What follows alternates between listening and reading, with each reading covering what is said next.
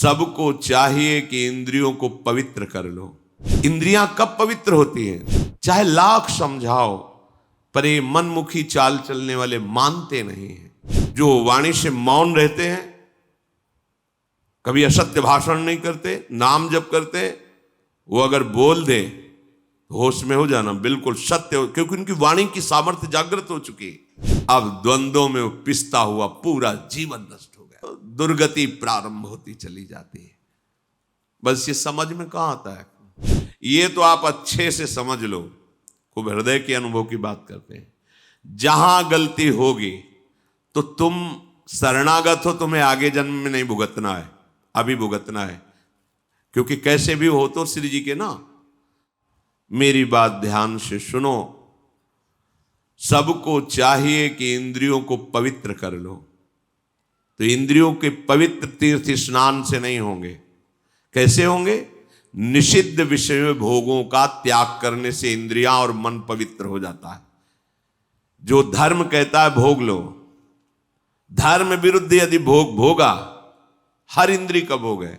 जैसे खान पान के लिए सात्विक भोजन, अच्छे से 56 भोग बनते हैं अपने, 56 भोग प्रभु को जब भोग लगते हैं। देखो बिहारी जो राधा 56 भोग बनते, कितने सुंदर सुंदर स्वादिष्ट पदार्थ। अब निषिद्ध भोग, प्याज, लहसुन, मांस, मछली, ये सब गंदी चीजें जो तमोगुण पैदा करके राक्षसी वृत्ति का निमंत्रण दे दे। एक एक इंद्री का विषय हो। जनेन्द्री गृहस्थ हो, धर्मयुक्त है, आपने पाणिक ग्रहण संस्कार किया है, आप तो आपकी जनेन्द्री भोग भोगते हुए भी पवित्र है। नेत्रेंद्री, अपनी बहन को कैसे देखते हो, अपनी मां को कैसे देखते हो, अपनी बेटी को कैसे देखते हो, ऐसे दूसरे की बहन, दूसरे की बेटियों में जिससे पाणिक ग्रहण किया है वो पत्नी है। इसके अलावा शास्त्र का आदेश है, नेत्रेंद्री पवित्र तभी होगी जब आपका दर्शन सही होगा, तभी तो ये भगवत दर्शन करने के अधिकारी बनेंगे। चाहे लाख समझाओ, पर ये मनमुखी चाल चलने वाले मानते नहीं हैं। सर्वांतर्यामी हृदय में बैठा है, तुम लुक छुप करके गलत दर्शन कर रहे हो, तो तुम भगवत दर्शन के कैसे अधिकारी हो सकते हो?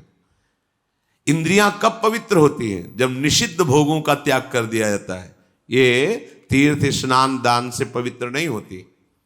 शास्त्र सम्मत भोगों को भोगिए, निषिद्ध भोगों का त्याग कीजिए, तो मन सहित 5 ज्ञानेंद्रियां पवित्र हो जाएंगी। शास्त्र सम्मत कर्म कीजिए तो 5 कर्मेंद्रियां पवित्र हो जाएंगी। बचा क्या? आत्मा तो पवित्र है ही, वो कभी अपवित्र हो ही नहीं सकती। बात बन गई। इंद्रियों की निर्मलता विषय भोगने से रोकने से होती है। विषयों के सेवन से इंद्रियां मलिन हो जाती हैं। बड़ा गूढ़ रहस्य है ये। इंद्रियों की पवित्रता विषय भोगों में जाने से रोकने से होती है, उनमें सामर्थ्य आती है। आगे प्रसंग आता है, जब गांधारी जी ने सुना कि धृतराष्ट्र जी के साथ हमारा ब्याह हो रहा है और वो नेत्रहीन है, ब्याह तय हो गया। रेशम का कपड़ा लिया, कई परत लगाए, आजीवन के लिए आंख में बांध लिया। जब मेरा पति संसार को नहीं देख सकता तो मैं संसार को कैसे देखूंगी? नेत्रेंद्री की ढक लिया उसे। जब महाभारत का बड़ा भयानक युद्ध चल रहा था, तब गांधारी ने दुर्योधन से कहा कि आज तक हमने अपनी दृष्टि शक्ति को संचित किया है, तुम निर्वस्त्र होकर मेरे सामने आ जाओ, मैं पट्टी खोल दूंगी, एक बार देखूंगी, वज्र की भी ताकत नहीं कि तुम्हारे शरीर में खरोच पैदा कर सके, तुम्हारा वज्र के समान शरीर हो जाएगा। हो गया। एकांत में निर्वस्त्र होकर आ रहा था। भगवान बड़े लीला, जानते थे कि पतिव्रता है गांधारी और नेत्र आज तक बंद किए रहे तो दिव्य शक्ति जागृत हो गई, ऐसा ही हो जाएगा। जय भगवान को दिया, देखा तो ऐसे, ये बच्चे हो तो कहां जा रहे हो? वो मां ने कहा है कि ऐसे, ये तुम बच्चे हो, नंगे जाओगे? अरे मां ने कहा निर्वस्त्र तो ऊपर के कपड़े हटा दो, नीचे के कपड़े हटा दो, लेकिन मध्य में तो रखो ना। तो क्या हम कह रहे कपड़े हटाने की बात कही, पत्ते ही लगा लीजिए, इतना तो कर लीजिए। हाँ आपने ठीक सलाह दी। जेवी गांधारी ने पट्टी खोली, शाम ने देखा, तो आज्ञा का पालन क्यों नहीं हुआ, निर्वस्त्र क्यों नहीं रहे। और क्या बोले कि श्री कृष्ण ने समझाया, जा यहीं से तोड़ा जाएगा तेरा, यही तेरी मृत्यु का कारण बनेगा। बेटा तूने चूक कर दी, यहीं से तू कमजोर हो। वहीं मारा था, जहां मारते थे तो चिंगारियां उठती थी गदा की, कहीं कुछ भी नहीं हो रहा था दुर्योधन का, लेकिन वहीं तोड़ा। जंघा से ऐसे पत्ते बांध लिए थे, वहीं तोड़ा, वहीं से उसका एक नेत्र शक्ति को रोक लिया। तो कितनी बड़ी सामर्थ्य। जो वाणी से मौन रहते हैं, कभी असत्य भाषण नहीं करते, नाम जप करते, वो अगर बोल दे होश में हो जाना, बिल्कुल सत्य हो, क्योंकि उनकी वाणी की सामर्थ्य जागृत हो चुकी है। हर इंद्री को जब भोगों से रोक दिया जाता है तो उसके अंदर अपार सामर्थ्य आ जाती है। पर यह बात सहज नहीं है। हम जो सोचते हैं वो क्यों नहीं होता, हम जो करते हैं वो क्यों नहीं सफल होता, क्योंकि पावर ही नहीं है। जब जो मनाया खा लिया, जब मनाया कर लिया, जब जो मनाया देख लिया, तो तुम्हारे अंदर आध्यात्मिक शक्ति नहीं। सब कार्य आध्यात्मिक शक्ति से होते हैं। थोड़ा तो समझिए, थोड़ा तो अपनी इंद्रियों पर शासन कीजिए। इंद्रियों में सामर्थ्य और निर्मलता आती निरोध, निरोध माने रोकने से। विषयों का जितना शास्त्र आदेश करता है उतना स्वीकार, शेष विरोध, वो आगे भजन कर सकता है। जो ये लोग कहते भजन नहीं बनता, तो मनमानी आचरण बनते हैं ना, इसीलिए भजन नहीं बनता। शास्त्र क्या आज्ञा कर रहा है,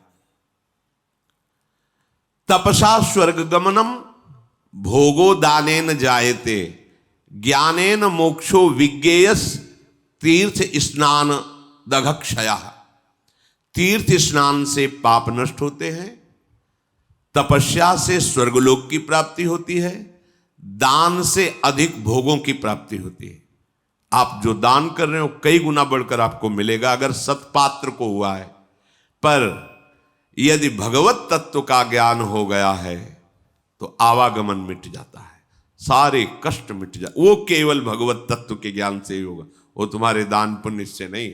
वो सत्संग के द्वारा प्राप्त विवेक से भजन करते हुए जो भगवत तत्व का बोध होता है, वो आवागमन चक्र को मिटा देता है। इस जन्म में मनुष्य जिन जिन पदार्थों का उत्तम पात्र को दान करता है, भावी जन्म में उसे वो पदार्थ बहुत मात्रा में प्राप्त होते हैं। श्री मार्कंडेय जी ने कहा, विज्ञानार्थम मनुष्याणाम मनः पूर्वम प्रवर्तते, तत्प्राप्य कामम भजते क्रोधम च द्विजशतम। इंद्रियों द्वारा जिस विषय का ज्ञान होता है, ये बहुत सुंदर पदार्थ, खा लिया जाए, ये बहुत सुंदर भोग है, भोग लिया, पहले इंद्रियां ज्ञान देती है, ये बहुत सुंदर, बहुत अच्छा है। अगर आप उस समय उनका विरोध नहीं कर रहे हैं तो फंसा लिए। चतुर उपासक हो, जब वो आपके सामने भोगाकर्षण प्रकट करे, उसी समय विवेक के द्वारा, बहुतों ने इसको भोगा, सुखी हो जाते हैं ना, बहुत जन्म में तुमने भी भोगा, सुखी हो जाते हैं ना, नहीं है ना। हम धर्म विरुद्ध आचरण नहीं कर सकते, अभी तक किया, अब नहीं करें, ये शुरू कर दिया विरोध, अब वो जलाएगी। प्रमथन स्वभाव वाला मन, प्रमथन स्वभाव वाली इंद्रियां जलाएगी, उसको तुम सह जाओ, बस सहन नहीं कर पाते। हम बहुत कुछ सहन कर सकते हैं। देखो, अगर आपको जरा सा भी ऐसे अंगूठा दबाया जाए तो आपको कष्ट, आप कहोगे मैं नहीं सह, लेकिन हाथ टूट जाता है, सहते हो ना, पैर टूट जाता है, सहते हो, जीवित रहते हो ना। भारी से भारी ऑपरेशन, बड़े से बड़ा हो, आप सह जाते हो ना, क्योंकि आपके केवल सहने की स्वीकृति की जरूरत है। अपने स्वरूप को न कभी कष्ट हुआ न कभी होगा। देह में जितना भी कष्ट आता है वो आपकी स्वीकृति के कारण आपको भासता है। आप जितना देह को मैं माने हुए उतना ही कष्ट होता है। तो अंतःकरण में जो ये इंद्रियां जलन कर, ये तो आप सहज में सह सकते हो। आप बड़े वीर हो, बड़े बड़े कष्टों को सहते हो। देखो कितना कष्ट होता है मां को, जब वो 9 महीने गर्भ को धारण करती है। प्रसव में कितना कष्ट होता है, पर उस सब सह करके अब अपने जरा विचार करो, अगर थोड़ा ज्यादा हो जाए, गैस बन जाए पेट में तो कैसा लगता है। वो हमें पूरा 9 महीने धारण किए रहे, सब कष्ट सह सकते हो आप भगवान के अंश हो। ये जो आप डर जाते हो ना कि मन की बात अगर नहीं पूरी करेंगे तो ये बराबर जलाता रहेगा, नहीं जलाता नहीं रहेगा, वो जल के शुद्ध हो जाएगा। अगर मैंने अपने मन और इंद्रियों की बात नहीं की तो मैं जी नहीं पाऊंगा। ये केवल डरा रहा है, तुम जी नहीं, अमर हो जाओगे अगर ये बात तुम स्वीकार कर लो कि तेरे प्रेरित किए हुए गलत मार्ग में मैं नहीं चलूंगा।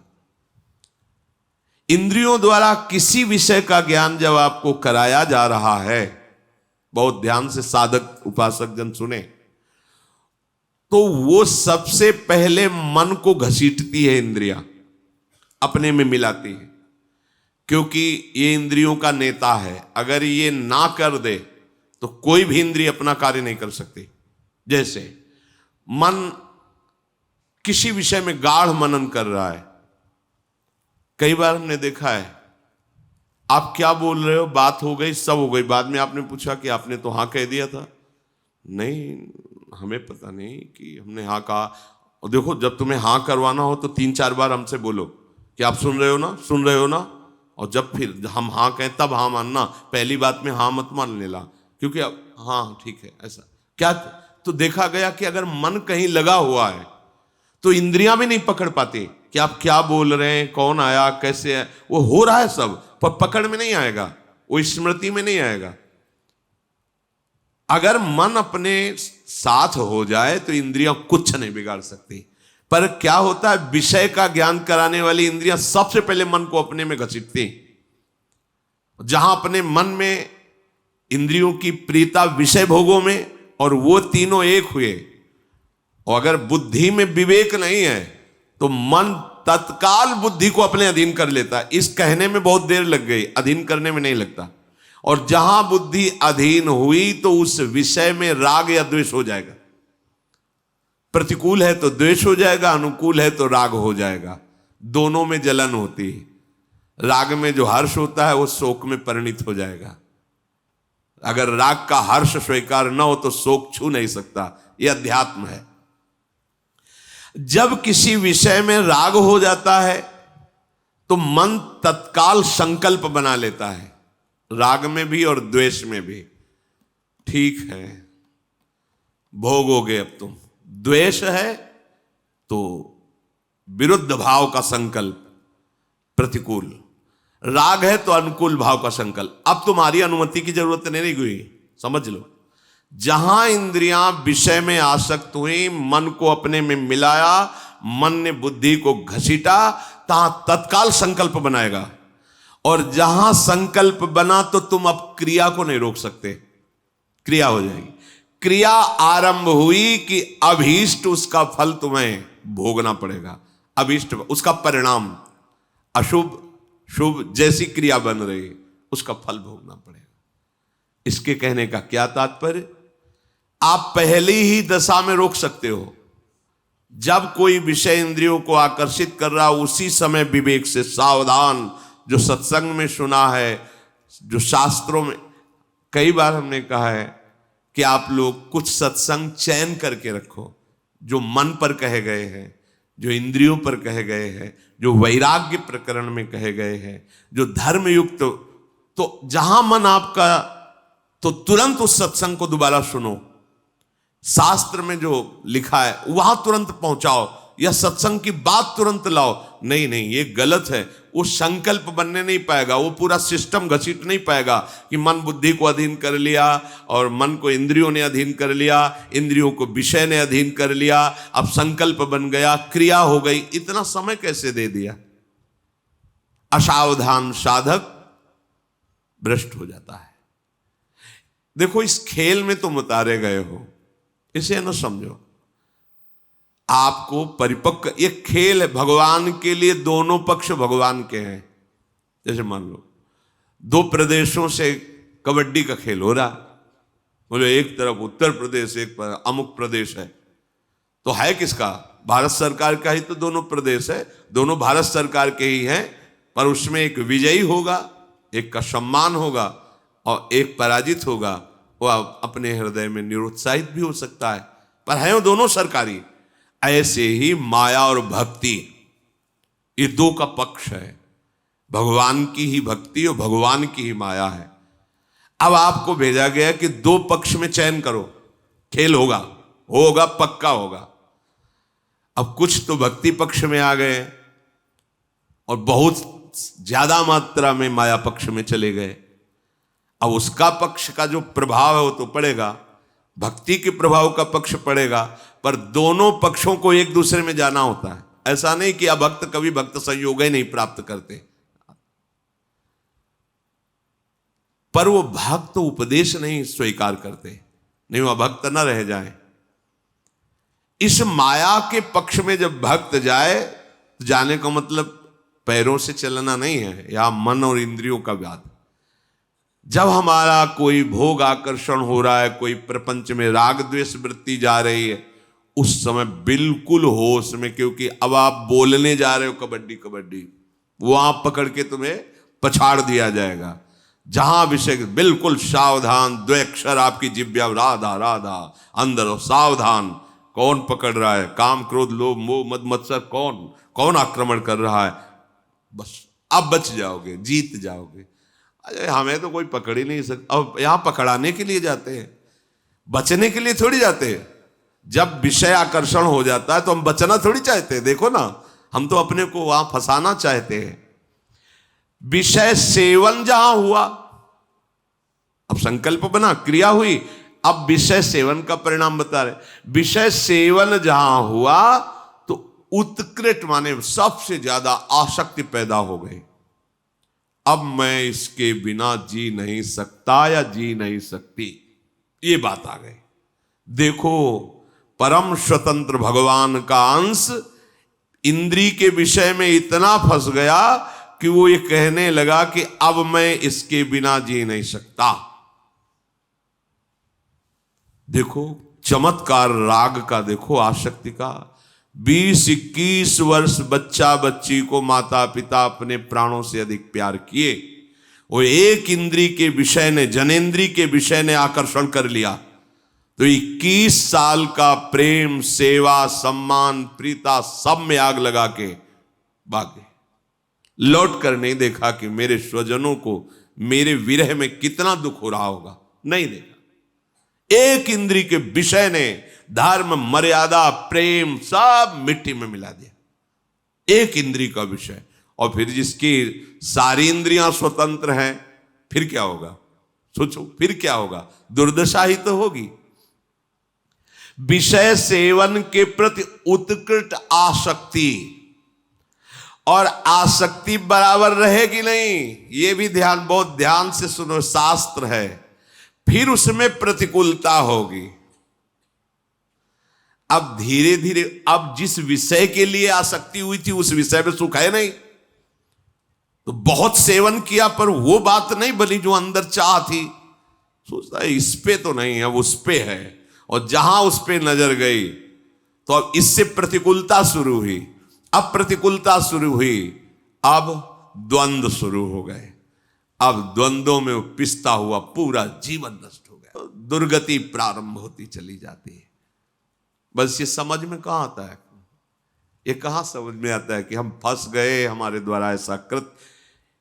सच्ची मानिए, यदि एक पत्नी व्रत ले लें तो आपको कुछ दिन के बाद घृणा हो जाएगी। ये धर्म है, क्योंकि वहां कोई सुख ही नहीं है। कुछ दिनों के बाद यदि आप ठीक धर्म से चलते हैं तो आपको ऐसा लगने लगेगा, बस कितने ऐसे गृहस्थ उपासक श्री जी के शरण में हैं जो पति पत्नी सहित आजीवन ब्रह्मचर्य का नियम लेके रह रहे हैं। क्यों? किसी ने सिखाया क्या? नहीं, धर्म से चले। उनको लग गया कि नहीं नहीं, सुख तो प्रियाजू के नाम रूप लीला धाम में है, अब जीवन बर्बाद नहीं है। कितने ऐसे। अगर आपका धर्मयुक्त सेवन नहीं तो वृद्धावस्था तक तुम्हारा चांचल्य मन, चांचल्य इंद्रियां, ये बंद नहीं होगा। बहुत छलावा है, बहुत छलावा है जिसे समझ नहीं पाते, पूरा जीवन छल जाता है। अब जहां आसक्ति थी उससे द्वेष, और दूसरे से अभीष्ट भोग प्राप्त करने का लोभ का प्रादुर्भाव हुआ। लोभ के प्रादुर्भाव से बुद्धि भ्रष्ट हो गई। अब इस प्रकार क्रम बदलता चला गया, उससे भी हाथ नहीं। और वो बहुत माया ऐसा रूप रख करके सामने आती जाएगी कि आपको लगेगा नहीं ये क्या सुख है। फिर उसके बाद उससे भी बढ़कर, क्योंकि वो माया है, उससे भी बढ़कर अब आप कहां तक भागेंगे। फिर आपकी वो दुर्दशा होने लगती है कि आधी छोड़ पूरी को धावे, पूरी मिले ना आधी पावे, कुछ हाथ नहीं लगा, पूरा जीवन बर्बाद हो गया।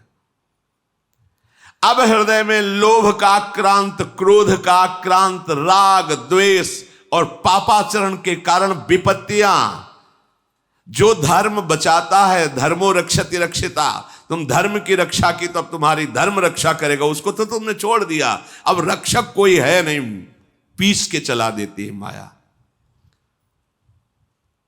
चलती चक्की देख के दिया कबीरा रोए, दो पाटन के बीच में साबित बचा न कोई। तो चलती चक्की देख के दिया कमाल ठठाए, राह सहारे कील के तो बाल न बांका जाए। इस संपूर्ण सृष्टि संचालन की कील है श्री भगवान। राधा राधा कृष्ण कृष्ण कृष्ण, राह सहारे कील के तो बाल न बांका। वो सब संभाल लेंगे जो बिगड़ा हुआ है। एक बार तो आप कदम रखो अध्यात्म में। अब वो क्या करता है, सारा नाटक करने लगता है केवल अपनी वासनाओं की पूर्ति के लिए। चाहे वो धर्माचरण का नाटक हो, चाहे सेवा का नाटक हो, समाज कुछ भी, वो केवल नाटक करने लगता है अपनी वासना की पूर्ति के लिए। वो केवल नाटक करने लगता है धन के लिए, धर्म का बहाना, सेवा का बहाना, और धन प्राप्ति की चाह, वासना की पूर्ति की चाह, यही पाप चाह है और यही उसकी दुर्गति कर देती है। इसलिए अपने मित्र बनो। क्या, जब इंद्रियां आपको विषयों में फंसाने जा रहे हो, उसी समय शास्त्र की बातें, गुरुजनों की बातें तुरंत हृदय में लाओ और उसे काटो। पर यह ऐसा नहीं होता, हम फंसने के लिए राजी। ये माया ऐसी मीठी छुरी है, अपने हाथ से गला काट लोगे। ऐसा मीठा जहर है, अपने हाथ से मांग के लड़ के पालोगे। नहीं, आप मुझे दीजिए, जो होगा देखा जाएगा, ऐसा जहर है। हितैषी मित्र वही है, वही विद्वान है जो ऐसा करने से अपने को रोक ले। बहुत सुंदर एक प्रसंग है साधकों के लिए, अध्यात्म मार्ग के पथिकों के लिए। अगर वो ठीक से चलेगा तो जैसे आकाशवाणी होती है, ऐसे उसके हृदय में वाणी प्रकट हो जाएगी। आकाशवाणी जैसे नहीं हुई, भीम जी जा रहे थे, आगे मत जाना, युधिष्ठिर जी आगे मत जाना, आगे सिद्ध और देवताओं का प्रवेश है, कोई अपराध बन जाएगा। ऐसे अंदर तुम्हारे आने लगे, ए सावधान, अब तुमसे गलती होने वाली है। और वो ऐसी वाणी होगी जो स्पष्ट सुनाई देगी, और आप अगर स्वीकार करेंगे तो आगे बढ़ जाएंगे। किसी से पूछने का, प्रश्न का उत्तर ही नहीं, अंदर ही सब आ जाएगा। ये बहुत महिमा की बात है। जैसे आकाशवाणी होती है, ऐसे तुम्हारे अंदर वाणी जागृत हो जाए, ए सावधान। बोले यार, कोई तो हृदय में रोक रहा था पर मैंने सुना नहीं, हाय सुन लेता तो आज ऐसी दुर्दशा को न प्राप्त होता। यदि आप ठीक से चलोगे तो बाहर प्रश्न करने की जरूरत नहीं, अंदर ही आपको उपदेश प्राप्त होना प्रारंभ। यह अध्यात्म मार्ग है, ये बहिर्मुख मार्ग नहीं, ये अंतर्मुख मार्ग है। राग रूपी दोष के कारण 3 प्रकार से अधर्म की वृत्ति बढ़ने लगती है। पहला है मन से पाप का चिंतन। कलयुग में नहीं लगता है, पर मन से पाप का चिंतन होते ही संकल्प बन जाता है, क्रियाओं में उतार देता है। इतनी सामर्थ्य कलयुगी पुरुष की नहीं कि मन से किए हुए चिंतन को रोक सके, संकल्प ना बनने दे, क्रिया ना होने दे। तो मन से चिंतन का पाप नहीं लगता, पर वो जब उसका चिंतन हुआ, संकल्प बना, तो क्रिया तुम रोक ही नहीं सकते। पहला है मन का चिंतन, दूसरा है वाणी का पाप, तीसरा है क्रिया का पाप। अगर इन तीनों से अच्छी तरह से अपने को बचा लिया जाए तो कभी हृदय में क्लेश बाहर से पहुंच ही नहीं सकता। बाहर क्लेश में परिस्थिति है पर आप आनंदित हैं। अगर आपका हृदय क्लेशित है तो इन तीन में से कहीं एक भी होगा तभी वो प्रवेश किया। या तो वाणी के द्वारा पाप हो रहा है, या आपके शरीर के आचरण के द्वारा पाप हो रहा है, या आपके मन के संकल्प पाप में बन रहे हैं। प्रवेश का अवसर मिल जाएगा, नहीं क्लेश हो ही नहीं सकता। जिस हृदय में नाम चल रहा है, निष्पाप है, उसका हृदय जल कैसे सकता है, क्लेशित कैसे हो सकता है? वहां तो आग लगती है भगवत मिलन की, विषय की चाह कहां। जो ऐसे नीच स्वभाव वाले पाप परायण मनुष्यों से मित्रता स्थापित कर लेता है, समझ रहे, मन से पाप का चिंतन, शरीर से पाप की क्रियाएं, वाणी से पाप की बातें बोलना, ऐसे लोगों को जो मित्र बना लेता है उसको उसी लोक की प्राप्ति होती, वही दुर्गति होती जो उसकी होती है। मित्र भी बहुत होश से बनाना चाहिए। जाके प्रिय न राम बैदेही तजिए ताहि कोटि बैरी सम यद्यपि परम स्नेही। मुझे पापाचरण में लगा रहे हो अपनी मित्रता की दुहाई देकर, ऐसा मित्र हो ही नहीं सकता। मित्र तो वो होता है जो कुपथ निवार सुपंथ चलावा, गंदे मार्ग से हटा के अच्छे मार्ग में चलाए, उसे मित्र कहते। वो तो शत्रु है, अपने को मित्र घोषित करके हमारा पतन कराना चाहता है। जो मनुष्य पापात्मा होता है उसे धर्म की प्राप्ति नहीं होती, अर्थात उसे सुख की प्राप्ति नहीं होती, अर्थात उसे बार बार विपत्तियां, दुख और पराजय ही मिलती है। बार बार प्रश्न होता है कि प्रयास करने पर मैं सफल क्यों नहीं हो पाता? क्योंकि कोई टांग खींच रहा है तुम्हारी, ऊपर चढ़ने नहीं दे रहा। कौन है वो? तुम्हारा किया हुआ पाप कर्म तुम्हें आगे नहीं बढ़ने दे रहा। ये तो आप अच्छे से समझ लो, खूब हृदय के अनुभव की बात करते हैं। जहां गलती होगी तो तुम शरणागत हो, तुम्हें आगे जन्म में नहीं भुगतना है, अभी भुगतना है। क्योंकि कैसे भी हो तो श्री जी के ना, आप देख लेना, अगर गलती करोगे तो इसी, अब आगे के लिए तो नहीं, क्योंकि बहुत कृपा है, वो तो विश्वास करो। शरणागत हो, जैसे भी हो, मेरी महारानी जो नेक हो नरिस कहूं, भूली हूं ना हो सकी, स्वभाव है। पर मेरे प्रीतम का जो विधान है तुरंत भोगना होगा, तुरंत। ये जो पापाचारियों को तुरंत भोगना नहीं होता ना, क्योंकि इनको बहुत भोगना है। शरणागत को तुरंत उसका दंड मिलेगा, 2 4 6 दिन में, 10 दिन में देख लेना। अगर थोड़ी भी गलती हुई है तो आपको झुकना पड़ेगा, आपको जलना पड़ेगा, आपको रोना पड़ेगा, आपको कष्ट भोगना पड़ेगा तुरंत, क्योंकि वो ब्याज सहित आगे नहीं मिलना है। तुम शरणागत हो, तुरंत हिसाब होगा। पर जो पापाचारी जन होते हैं, वो जब पापाचरण करते हैं तो उनको तुरंत पुण्य लगा दिया जाता है उनके साथ। अब उनको लगता है कि मेरे पाप का कोई परिणाम तो मिल नहीं रहा, बड़ी मस्ती है, पर वो जान नहीं रहे कि जिससे मस्ती आ रही वो तो खत्म हो रहा है। अब जो हमने नई फसल बोई, पुराना जो पाप है जब मिलेगा तो मस्ती की क्या बात, श्वास लेने लायक नहीं रह जाओगे। बहुत सावधान।